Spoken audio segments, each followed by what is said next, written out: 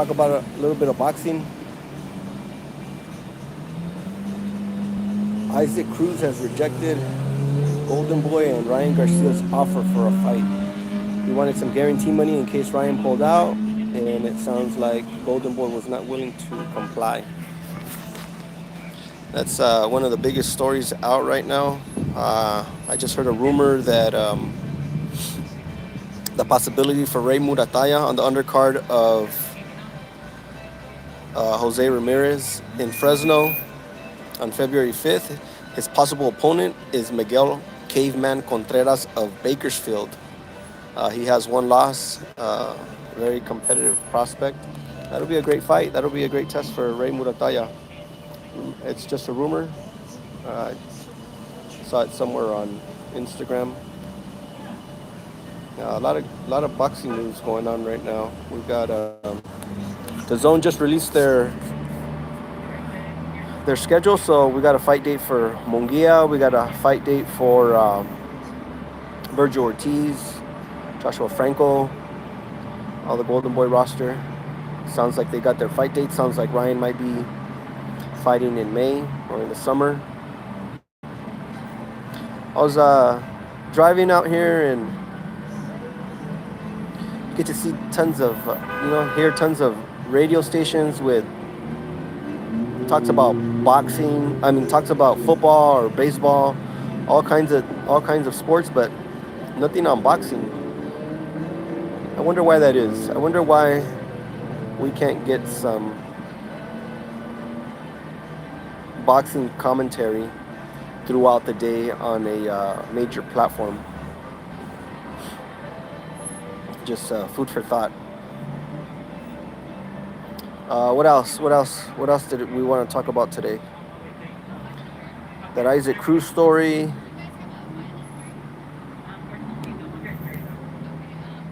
I'll be doing a podcast tomorrow with my friend from the Pugilist place.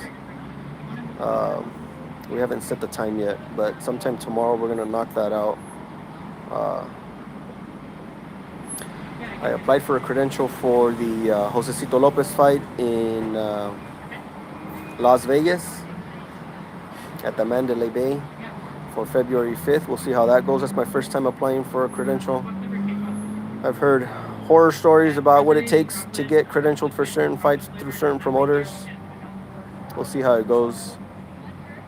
I can always buy a ticket and just attend myself if I don't get credentialed. I could always just buy a ticket to Jose Ramirez fight as well in Fresno. So we'll see.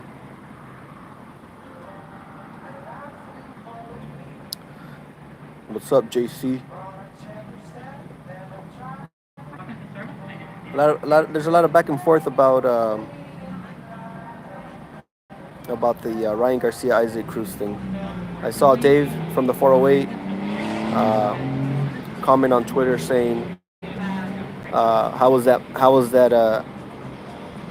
payday for his fight versus Ryan going?" Of course, Ryan pulled out of that fight versus Fonfora. And it was actually Jojo Diaz who saved that card, right? If I'm not mistaken. Jojo Diaz from GoldenBoy Promotions from El Monte.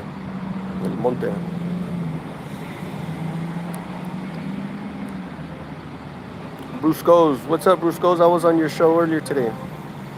Had some interesting topics. Salute to you. It sounds like Carlos Balderas has tested positive for COVID, so he has withdrawn from the fight date there with that Jose Ramirez versus Pedraza in Fresno. There's a possibility that the prospect Javier Martinez might not be on that card as well, but it sounds like they got one of the toughest opponents for Ray Danger Murataya of Fontana, California. He's 13-0. He might be 14. I have to go look, but he's either 13 or 14-0.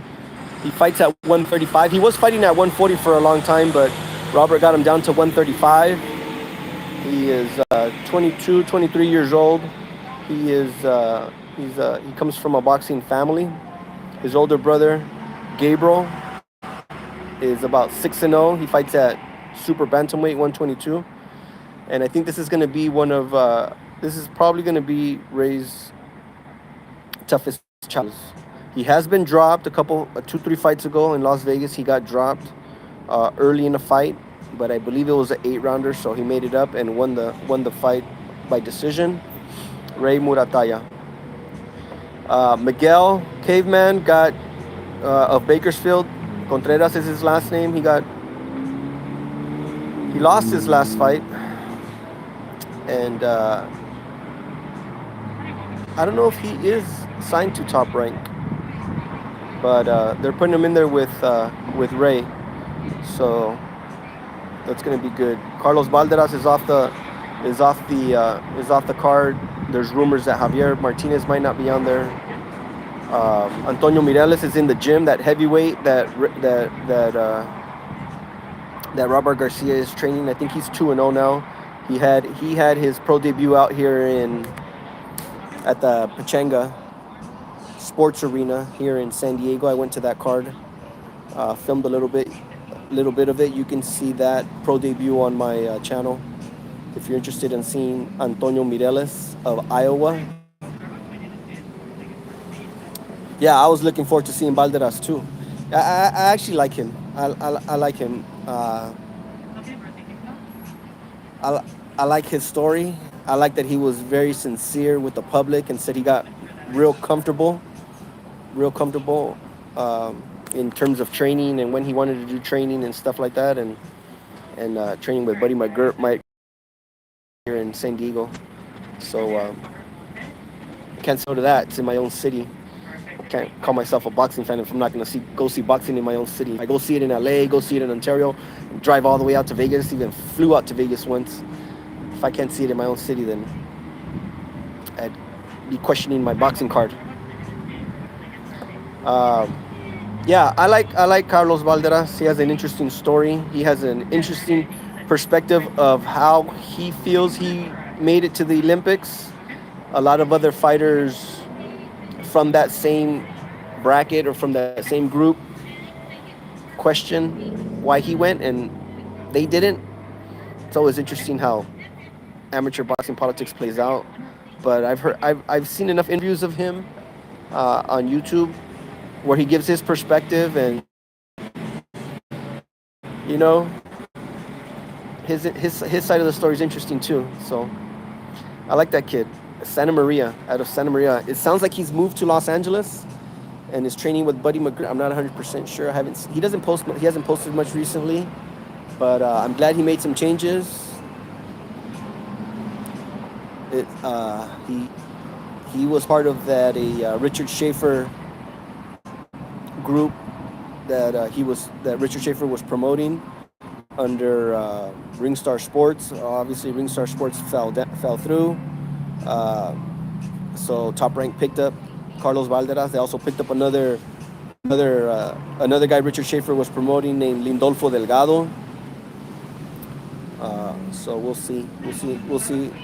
see where those guys end up. Both Carlos Valderas and Lindolfo Delgado. Well, we know where they ended up. Let's see how they bounce back, from changing promoters over to Top Rank. Lindolfo had a good performance. He was out here at that Pachanga Arena as well. What was the main event? The main event was it Gio Santillan? No. The main event was Joet Gonzalez versus Vaquero. Hey, what's happening, Pablo? How are you? We'll be back in the gym soon, hopefully. Hopefully, keep your fingers crossed. I guess this week too. I think it's just a cold. I won't have my test until tomorrow. I get my results. I don't think it's what everybody's getting, but there's hundreds of variations of viruses. So I had mild symptoms. I had body aches. That's about it. That's it. I just wanted to jump on here real quick, talk a little bit of boxing with you guys about the latest news, what's going on, and just trying to burn a little bit of time. here before. Looking forward to February 5th. The Zone just put out their schedule. Tons of good fights on there. Virgil's fighting March 19th. Um, they have not announced where and what city that's going to be in. There were some rumors that it was going to be in Los Angeles, but with this breakouts going out here and everybody having to wear a mask again, I don't know how that's going to turn out here in California. So they might take that fight to Texas. It would be smart for them to take that fight to Texas, or maybe even Nevada and Las Vegas. We'll see. But there was rumors that it was going to be in Los Angeles. I don't see that happening now with the outbreaks that are happening out here. The rumor is that Joshua Franco will be on the February 19th date. And Rick, his manager, was talking about him being on him possibly getting the winner of the Chocolatito Estrada fight. So shout out to Rick Meridian, manager of Joshua Franco. Joshua Franco, 18-1-2, WBA world champion from San Antonio, Texas. All right, just wanted to talk a little bit of boxing with you guys. I'll see you guys around. God bless everybody. Stay safe. We'll see ya.